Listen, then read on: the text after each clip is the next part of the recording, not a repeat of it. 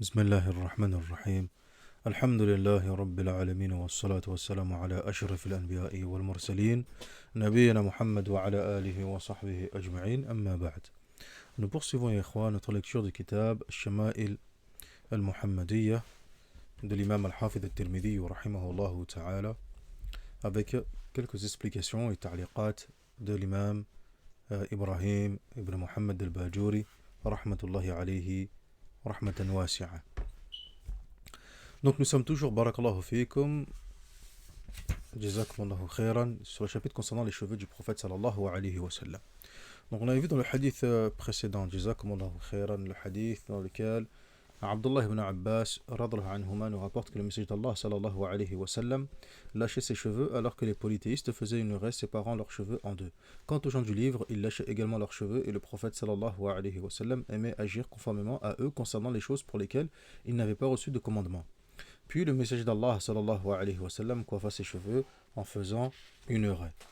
On avait expliqué donc les termes ici que le prophète sallallahu alayhi wa sallam aimait entre guillemets ressembler, agir comme le faisaient les gens du livre. Là, on avait expliqué ce point en se basant sur la parole de l'imam Al-Qurtubi rahimahullah ta'ala.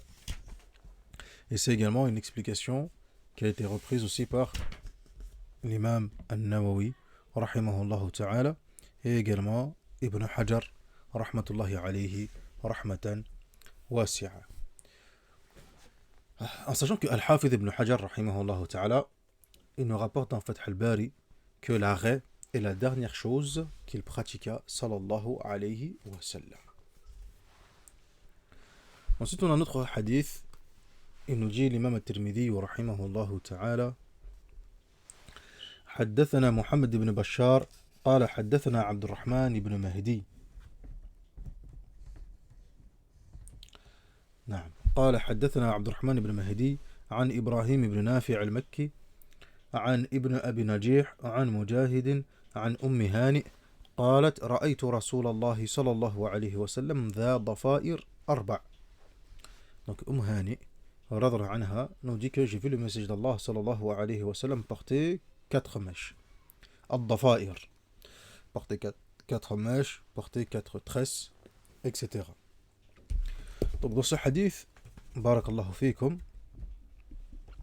ce hadith, on a déjà vu au préalable le sens de Dafair, de Ghadair, etc. Un tresse, mèche, etc. qui parfois l'un est utilisé dans le sens de l'autre et vice versa. Ce hadith est intéressant. L'imam al-Bajuri nous dit que يحتمل أن تكون هذه الواقعة حين قدم رسول الله صلى الله عليه وسلم مكة. Donc cet événement, ce récit que nous rapporte Hani radhiyallahu anha, il nous dit Imam al-Bajuri qu'il y a de fortes probabilités que celui-ci s'est passé lorsque le prophète sallallahu alayhi wa sallam est arrivé à Mecca. Ici on voit que les tresses ne sont pas une spécificité de la femme. Tamam.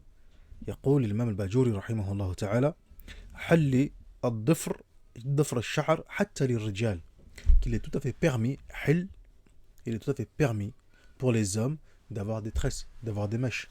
وهذا, cette mention-là, cette chose qu'a évoqué l'imam al-Bajuri rahimahullah ta'ala, est intéressante. Car au-delà de fait, et on va y venir, au-delà du fait de voir, de savoir si cela est une sunna ou bien si c'est pas une sunna, etc., ça c'est autre chose. Ça c'est autre chose. Cependant, on voit du fait que le prophète sallallahu alayhi wa sallam porte lui-même des tresses ou des mèches, etc., que ceci n'est pas un élément qui est spécifique aux femmes. Donc ici, il n'y a pas ce qu'on appelle un tashabbuh bin nisa, une ressemblance avec les femmes. Que ceci n'est pas quelque chose de honteux, aïb. Et l'imam al-Bajuri rahimahullah ta'ala nous dit وَإِنُ اعْتِيدَ في أكثر البلاد في هذه الأزمنة اختصاصهن به. Même si il est vrai que dans la majorité des pays, et ça c'est l'imam al-Bajuri rahmatullah alayhi qui parle, il dit même si dans la majorité des pays aujourd'hui, dans beaucoup de pays, les tresses ou les mèches ou peu importe, c'est vraiment quelque chose avec lequel on va dire c'est devenu quelque chose de commun plutôt du côté des femmes que des hommes. Lakin, cependant, il n'y a aucun mal. Cependant, il n'y a aucun mal en cela. Tamam, جيد. ثم يا إخوان, les mashayikh, ils ont discuté et débattu sur le fait de savoir si porter cela, avoir des longs cheveux, etc., était une sunna ou non. Alors il y a certains qui mentionnent le fait de dire que, voilà, dans les sunnas, on a deux types de sunnas. Oui, certes, c'est une sunna dans le sens où c'est un acte du prophète sallallahu alayhi wa sallam, walakin cependant, on a deux types de sunna. Certains savants évoquent le fait qu'on a une sunna, ce qu'on appelle une sunna d'habitude, qui est plus quelque chose de traditionnel, qui est plus qu'un élément qui est, on va dire, lié aux us et coutumes du pays ou de la qabila, de l'endroit dans lequel il se trouve. Et on a une sunna d'adoration, de culte, de ibada. Donc certains nous disent que, certains ulama disent non, se dire que bah voilà, je vais garder les cheveux longs parce que c'est une sunna, il faut te dire non. Ici, il n'y a aucune adoration dans cela. Avoir les cheveux longs, c'est tout simplement quelque chose qui est lié aux us et coutumes, on va dire, des Arabes à l'époque du prophète sallallahu alayhi wa sallam. Certains vont te dire non, c'est tout à fait une sunna aussi également. Car le prophète sallallahu alayhi wa sallam nous dit que celui qui ressemble à un peuple, il fait partie d'eux. Celui qui ressemble à un peuple, il fait partie d'eux. Celui qui aime un peuple, sera ressuscité avec eux, etc. Donc ici, la personne qui aime le prophète sallallahu alayhi wa sallam et qui souhaite le ressembler même dans ce genre de choses, ils disent qu'il n'y a pas de mal.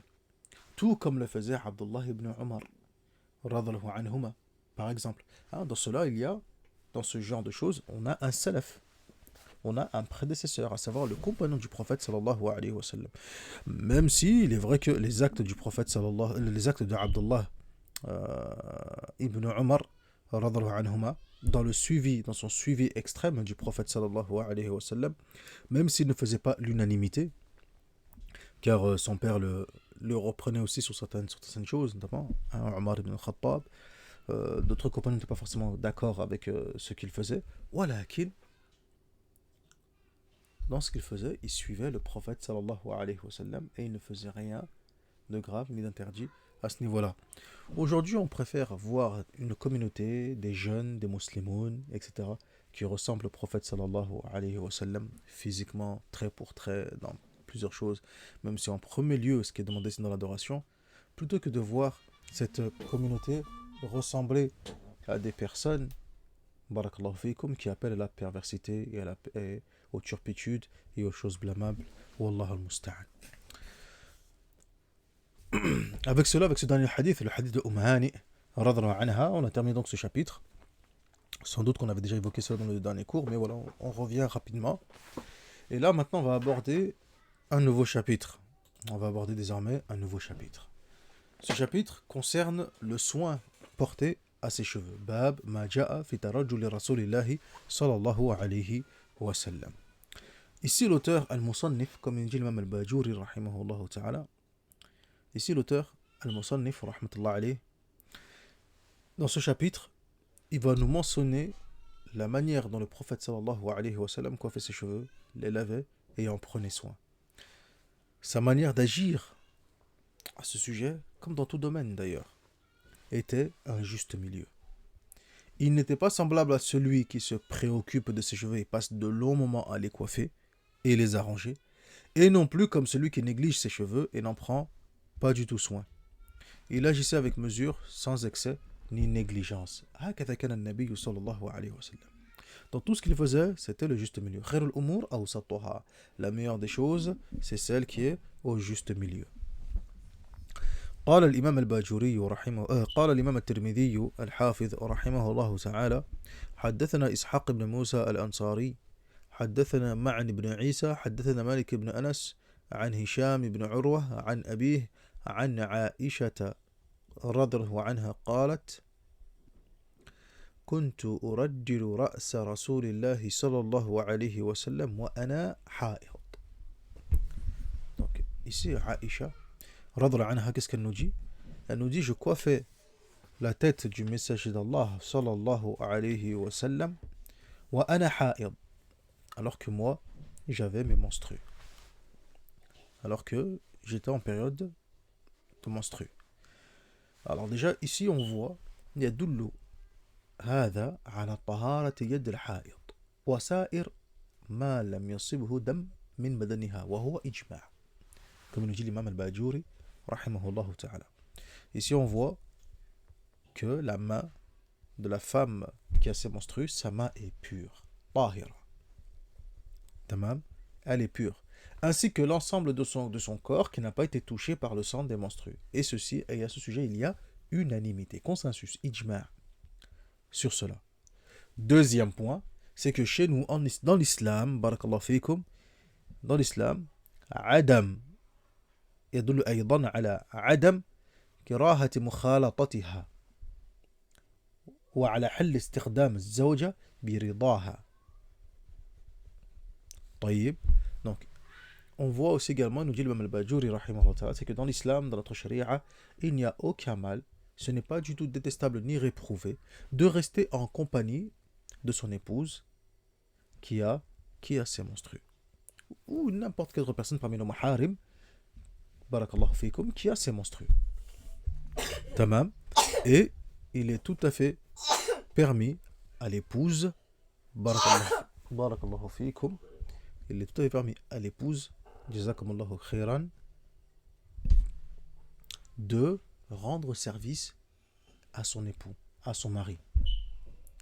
Tamam. Il n'y a pas de mal en cela. Walhamdulillahi rabbil alamin. جيد. نكتفي بهذا. On va s'arrêter là بإذن الله عز وجل. Walhamdulillahi rabbil alamin. Et on peut rajouter aussi un point, c'est que la femme, même si certes étant indisposée, elle est en état de grande impureté, mais le corps de celle-ci n'est pas impur. C'est pas une najasa sur patte. C'est pas une souillure sur patte, sur pied. Taïb, aïwa. Donc toucher sa femme, ou que la femme touche l'époux ou autre, taïb, ce n'est pas être touché par une impureté. Tamam, هذا هو. On va s'arrêter là, Inch'Allah tabaraka wa ta'ala. On poursuivra fil dars al-qadim avec la suite des hadiths, notamment avec le hadith Anas ibn Malik radhiyallahu anhu, Inch'Allah tabaraka wa ta'ala.